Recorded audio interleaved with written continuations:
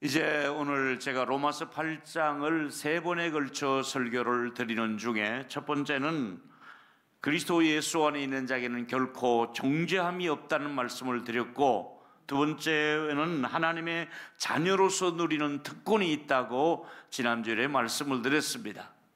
다 잊어버렸을 겁니다. 나도 잊어버렸습니다. 오늘 세 번째 얘기가 끊을 수 없는 그리스도의 사랑, 이 자일주를 끊을 수가 없었어요.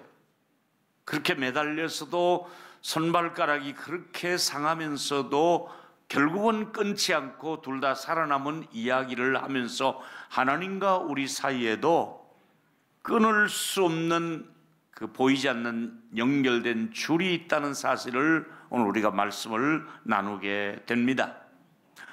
첫 번째 말씀드리고 싶은 것은 우리의 연약함을 도와주시는 분이 계시는데 그분이 성령님이십니다.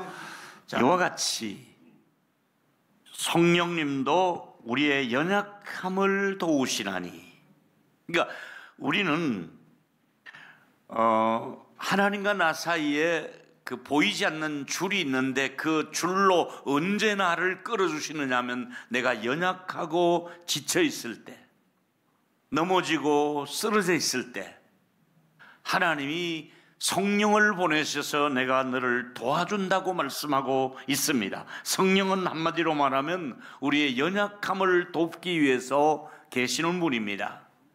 물론 우리가 연세가 들면 연약할 수도 있고 또 건강이 모자랄 수도 있고 몸이 노쇠할 수도 있습니다. 그때 돕는다는 뜻보다 더 깊은 뜻은 내가 모든 것을 감당할 수 없을 정도로 나의 무기력함을 느끼고 내가 정말 힘이 없구나, 특별히 우리가 연약하다는 사실은 예수 믿기 전보다도 예수 믿고 나면은 영적으로 깨닫는 것 중에 하나가 우리 모두는 참 연약한 상태이다 하는 것을 깨닫게 됩니다. 다시 말하면 심리적으로, 영적으로, 또 육체적으로, 정신적으로 내면 세계를 돌아보면 우리 안에 또 하나 믿지 않는 사람과 또 다른 고백이 있다면 내가 죄인이라는 고백이잖아요. 아멘. 죄인이기 때문에 내 힘으로는 구원받을 수가 없구나, 나는 이렇게 무기력하고 약한 존재구나. 그러니까 성령이 도와주지 않으면 죄인된 내가 구원받을 수가 없는데 죄인된 연약한 나를 위하여 성령께서 도와주신다 이 말이잖아요. 그렇다면 오늘 우리를 혼자 버려두지 아니하시고 항상 우리를 도와주시는 분은 성령님이십니다. 아무리 힘있는 사람이나 부모가 내 곁에 있다 할지라도, 친구가 있다 할지라도 항상 나를 도와줄 수가 없는데 항상 내 곁을 떠나지 않고 도와주실 분은 바로 성령님이라고 말씀하시면서 예수님이 제자들 곁을 떠나실 때에 위로하시며 새로운 메시지를 주신 게 바로 요한복음 14장 16절에 내가 아버지께 구하겠으니 그가 또 다른 보혜사를 너희에게 주사 영원토록 너희와 함께 있게 하겠다. 예수님은 제자들의 곁을 떠나시지만은 또 다른 분이 너희들 곁에 오실 것이다. 내가 떠나도 또 다른 하나님이 너희 곁에 오실 것이다. 그분이 보혜사 성령님이시다. 이렇게 말씀하시면서 그분은 영원토록 너희들 곁을 떠나지 않고 곁에 계신다. 이 보혜사라는 뜻은 도와주신다는 뜻입니다. 도움을 주실 것이다. 그리고 법정에서 우리를 변호해 주는 일까지 하신다. 성령은 우리를 죄의 사망에서 우리를 끌어내 주시는 일을 하시는데 그게 바로 성령께서 인격적인 관계를 가지시고 내 곁에서 나를 도와주시는 분이라 이 말이지요. 두 번째는 우리와 하나님 사이에는 끊어지지 않는 연결된 사슬이 하나 있습니다. 눈에 안 보여도 하나님과 나 사이에 줄이 지금 묶여져 있습니다. 예수 믿는 사람들만이 아는 영적인 상식 중에 하나가 하나님과 나 사이는 끊을래야 끊을 수 없는 뭔가 보이지 않는 줄로 나와 하나님 사이가 지금 묶여 있습니다. 아까 그 산악인 두 사람이 그 자일이 묶여 있듯이 우리 사이에는 하나님이 내가 너를 절대로 끊어지지 않는 줄로 너와 나 사이를 묶고 있다고 말씀하고 있는 것입니다. 자, 로마서 8장 28절에 의하면 그 과정 속에 합력하여 선을 이루신다 하는 말이 있습니다. 우리 예수 믿고 나면은 참 깨닫는 것 중에 하나가 어떤 일이 있어도 결과는 하나님이 선을 이루신다 하는 이걸 우리가 늘 기억합니다. 우리 셀리더들이 어려운 일 당하면 셀론들에게 제일 먼저 이렇게 드리고 싶은 말이 바로 이런 것 아닙니까? 아마 하나님이 이것도 합력하여 선을 이루실 것이다. 아멘. 이제 그렇게 얘기하잖아요. 이걸 가지고 우리가 로마서 8장 28절을 퍼즐 맞추기라고 얘기합니다.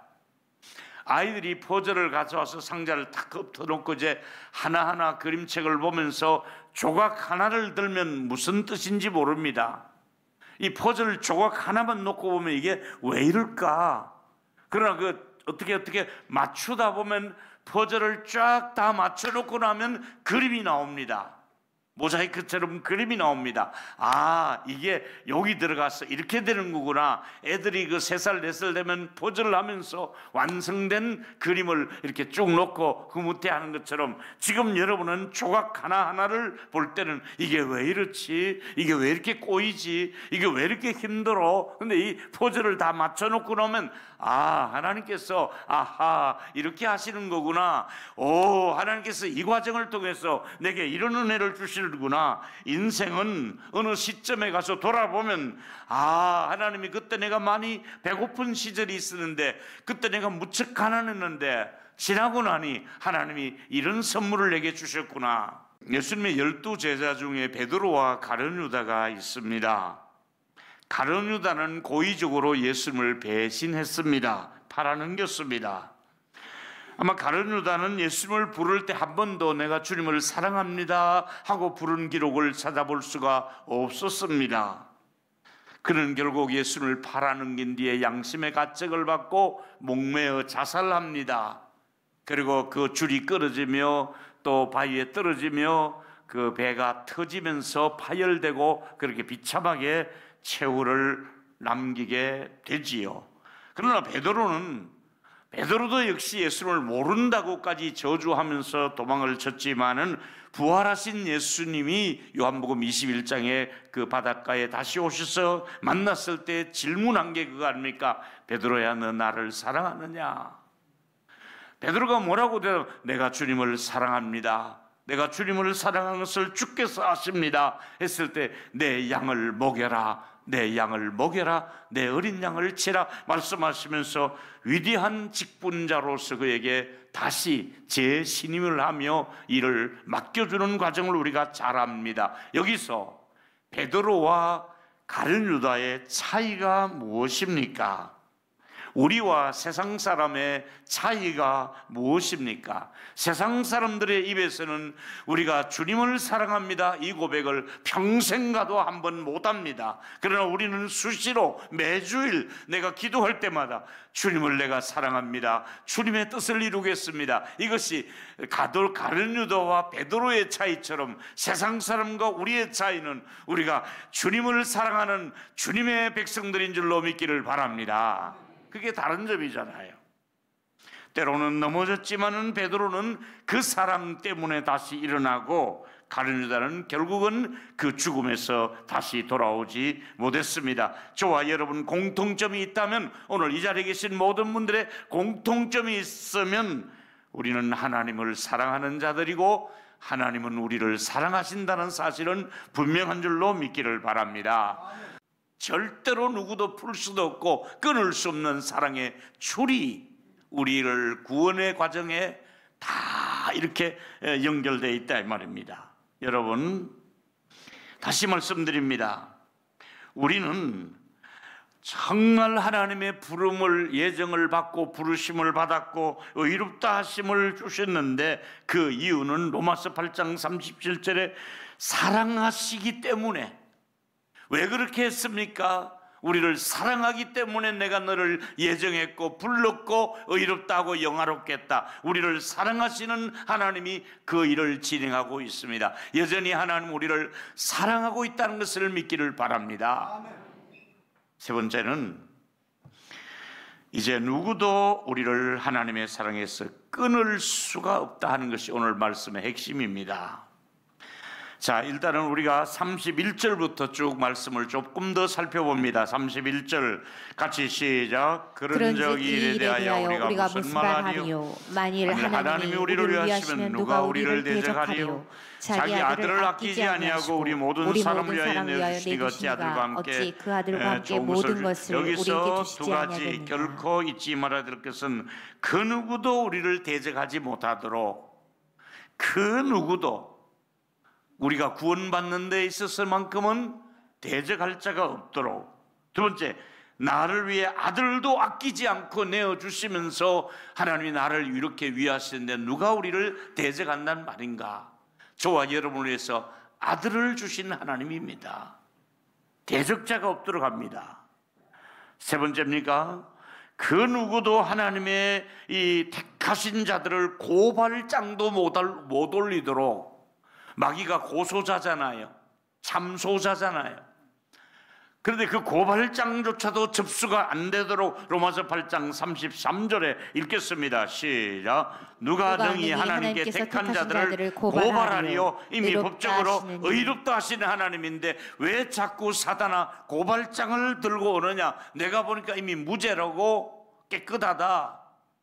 예수의 피로 얘는 정결하게 깨끗하게 죽으실 뿐 아니라 다시 살아나시는 이는 그리스도 예수니 하나님 우편에 계시고 우리를 위해서 예수님이 우리를 지금도 기도하시면서 이 아무개는 무죄하다, 의롭다. 근데 왜 자꾸 너 고발장 들고 오느냐? 이미 깨끗한 사람에게 왜 고발장? 누가 우리를 고발하리요? 원수마귀가 아무리 우리를 괴롭혀도 하나님 앞에 섰을 때는 우리를 의인으로 받아주시는 걸로 믿기를 바랍니다. 이게 의롭다 함의 교리입니다. 네 번째입니까? 누가 우리를 의인이 아니라고 하나님의 법정에서 세울 수 없다는 얘기고, 이제 다섯 번째 주제입니다. 누가 우리를 그리스도의 사랑에서 끊으리요? 누가 하나님과 나 사이를 끊어놓겠느냐?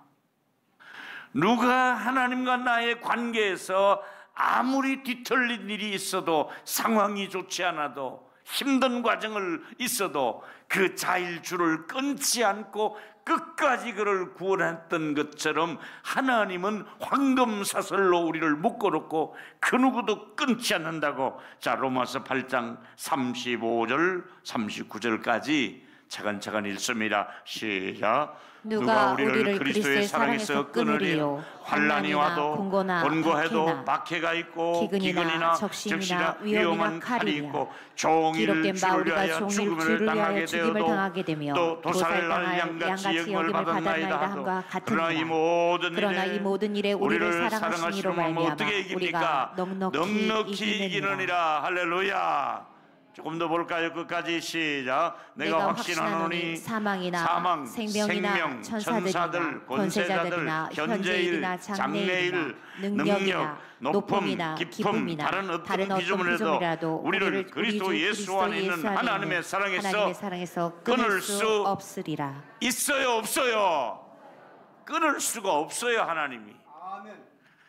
죄송합니다. 여러분들이 죄를 지었다 하고 또 더 타락한다 할지라도, 또 아닌 말로 교회를 안 다닌다 할지라도 하나님이 결국은 내가 너를 어떻게 끊겠느냐, 이리 와라. 아멘. 결국은 하나님이 끌어내시고 구원받게 하시고 끝까지 하나님께서 택함 받은 하나님의 자녀들은 포기하지 않고 완전하게 하나님 나라까지 입국시키는데 그 일을 성령이 하고 계시는 것을 믿기를 바랍니다. 그 일 때문에 설교가 필요하고, 그 일 때문에 교회가 필요하고, 그 일 때문에 전도가 필요하고, 기도가 필요한 것이잖아요. 하나님이 그렇게 해서 그 사람을 구원해 가신다 이거지. 우리는 하나님의 사랑에서 끊을 수 없는 존재, 많은 단어들이 있었습니다. 우리 한번 크게 외쳐봅시다. 우리는 넉넉히 이기느니라. 시작. 조금만 더 큰 소리로 우리는 슈퍼 승리자입니다. 할렐루야. 롯데 슈퍼가 아니고요, 진짜 슈퍼입니다. 우리는 최고의 승리자며 완벽한 승리자며 합력하여 선을 이루며 퍼즐 과정을 맞추는 중에 있지만은 결과는 하나님이다. 멋지게 인도하실 줄 믿습니다. 제가 이제 이렇게 쭉 묵상을 하다가 또 옛날 생각이 좀 났습니다. 용서하십시오. 옛날에 몇 번 드렸던 말씀은 간증인데, 제가 리비아에 이제 선교사로 36살 그때인가 5살 그때 이제 가서 있는데,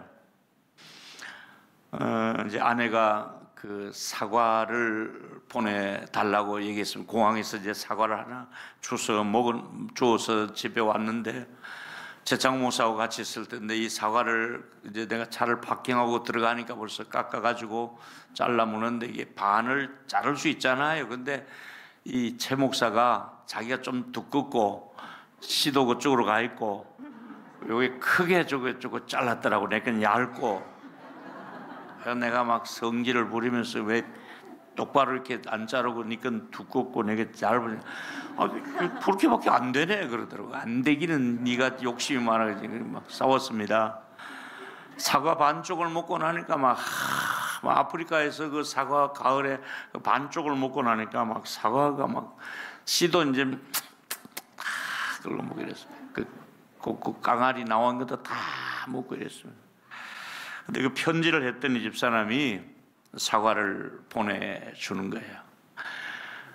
그래서 막 사과를 두고 이제 어디 또 세례 주고 이렇게 막 오니까 막 사과를 그 방 안에 가둬놨는데, 공항에 오자마자 누가 좀 한두 개 빼버리고, 또 대우 본부에 가니까 그것도 나누는 집배원이 또 빼버리고, 또 이제 뭐 대리 한 분이 또 우리 그 사무실에 내 방에 갖다 놓는데 벌써 또 사과 냄새 빼고, 하여튼 보니까 밑에 한 줄밖에 안 남았어요 이제. 그래서 이제 최창호 목사님하고 이걸 눈물 깊게 이제 사과를 깎아 먹고 이제 하나를 딱 그 냉장고 안에 넣어놓고, 인사가 나갈 때마다 나 없을 때 사과 먹지 마 이러고 들어오면 이제 기도도 안 하고 냉장고부터 문부터를 보고 사과가 잘 있나 안 있나 이제 그 확인하는데, 그때 마침 추수감사절이 11월에 준비를 하게 됩니다.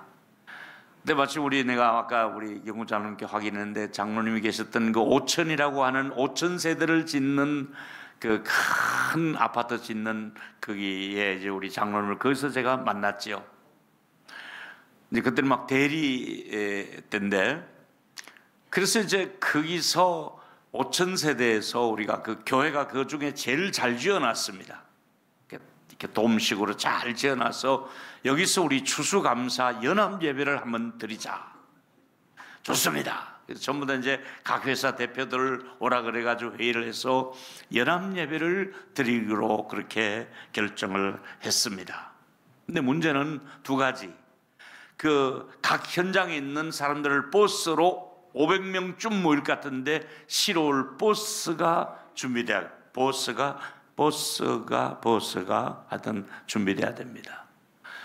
또 하나는 그 500명을 먹일 그 김밥을 좀 싸야겠는데 이게 문제입니다. 지금 뭐 우리나라처럼 배달하고 이럴 상황이 사막에서 그게 아니잖아요.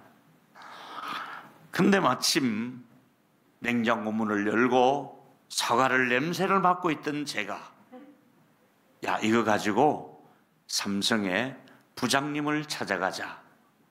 사과 하나를 들고 부장님에게, 그리고 또 성찬 때 쓰려고 그 포도주가 담가 놓은 게 있는데 그걸 또 큰 잔에 하나 따라 가지고 뚜껑을 덮어서 2개를 들고 사과 하나 이거 하나를 들고 저녁에 노크를 하니까, 어우 목사님이 웬일이십니까?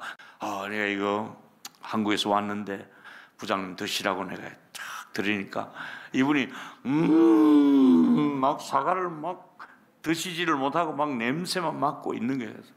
이거 드십시오 하고 이제 탁 술이 없는 데서 그래도 포도주 담금을 주니까 맛있습니다. 별로 맛없는 거예요. 근데 이제 그게 귀한 나라니까 탁 드시고 나더니 목사님, 이 귀한 걸 저를 주실 때는 이게 뭔가 부탁이 있어 날 찾아온 거 아닙니까? 그래서 내가 역시 부장님 다르시네요. 사실은 추수감사 연합 예배를 드리는데 버스가 필요합니다. 그리고 김밥을 또 좀 필요한데 제가 무슨 힘이 있습니까? 그 자리에서 목사님, 대삼성의 부장을 어떻게 보십니까? 전화 딱 들더니 관리과장 오라 그래. 딱 옵니다. 주방장 오라 그래. 주방장 딱 옵니다. 관리과장, 목사님 언제입니까? 아무 주일 오후 됩니다. 버스 얼마나? 10대. 예, 버스 10대 필요합니다. 10대. 관리과장 준비 알았어. 예. 야, 여러분 그 부장이라고 하는 그 세상 말로 그 위치가 교회에서 볼 때는 별거 아닌데 그 회사에서는 대단합니다, 여러분. 그 다음에 또 하는 말이 주방장 오라 그래서 몇월 며칠 날 몇 시까지 김밥 500문 살 수 있겠어? 예, 알겠습니다. 이야, 그래가지고 사과 한 알이 김밥 500개 하고 버스 10대 하고 맞바꾼 거 아닙니까? 이야, 그래서 이제 신나게 홍보해서 막 500명이 진짜 모였습니다. 그 예배당 안에 꽉 차게 그런데 신발을 벗어놓고 들어가게 되어 있습니다. 그래서 이제 신발장이 500개 없으니까 그냥 신문지 깔고 바닥에 이게 이렇게 아직도 모래들이 있는 거 바깥에다가 쫙 신발 500개를 다 깔고 자복자복 걸어서 이제 안으로 다 들어갔습니다. 막 은혜롭게 또 제가 사람 많이 모이면 또 설교가 제가 방방 뜨지 않습니까? 은혜를 받았습니다. 그리고 헤어져서 이제 나오는데 축도하고 나가는데 해필이면 잘 안 나오던 분인데 연합 예배 드리고 또 반주도 해야 되니까 거기 지사장 마주코의 지사장 부인 되시는 분이 오셨는데 해필이면 그 많은 남자들의 신발이 아니라 그 여성분의 샌들 속에 그 전갈이 흑전갈이 들어가 있다가 발가락을 쏙 놓자마자 꽉 물은 겁니다. 그냥 쓰러지는 겁니다. 이 정갈은 낙타도 물리면 쓰러집니다. 그래서 너희가 생선을 달라면 누가 정갈을 주겠느냐 그랬잖아요. 독이 있는 겁니다. 쓰러지는데 제가 막 웅성거려 뛰어가니까 벌써 막 식은땀을 흘리며 사람에 막 이게 독이 퍼지는 겁니다. 그래서 무슨 독을 맞을지라도 해하지 않는 권세를 주겠다고 주님이 약속하지 않습니까? 그래서 막 안수를 하면서 막 장모사도 오라고 그러고 안수하고 둘이 막 같이 안수하자 이제 또 막 부랴부랴 앰뷸런스가 와가지고 막 싣고 가더라고. 좀 있으니까 이제 괜찮더라고. 할렐루야. 또 휴가차 이렇게 나온다고 하니까 목사님 이집트에 가면 저희가 다 그리스에 가면 다 이렇게 연결해 놨습니다 하고 보니까 항공료까지 해서 여행을 할 수 있도록 그렇게 다 해주세요. 그 내가 이 퍼즐을 맞추고 보니까 하나님이 나를 왜 리비아에 보냈지? 내가 은퇴하면서 생각하니까 우리 이경구 장로님 만나려고 보냈구나. 또 이경구 장로님 왜 거기에 리비아에 갔지? 나만 달려고 보낸 거야.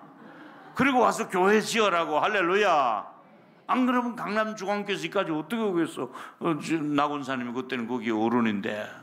어쨌건 세월이 지나고 제가 이제 회상해 보니까 하나님은 나의 연약함도 도우시고 내가 필요할 때 사람을 보내시고 때로는 정갈을 사용해서 또 그분을 그렇게 사용하시고 그 사과 한 알이 글쎄 김밥 500명하고 누가 바꾸겠습니까? 이 놀라운 일은 제가 시나리오를 짠다고 되는 것이 아니라 성령께서 지금도 우리 곁에 계시면서 여러분을 돕고 여러분의 자녀들, 손자들을 돕고 직장 생활에서 혹은 몸이 아플 때 도와주시려고 그리고 분명히 말씀하시기를 내가 너를 어떻게 끊어낼 수 있겠느냐.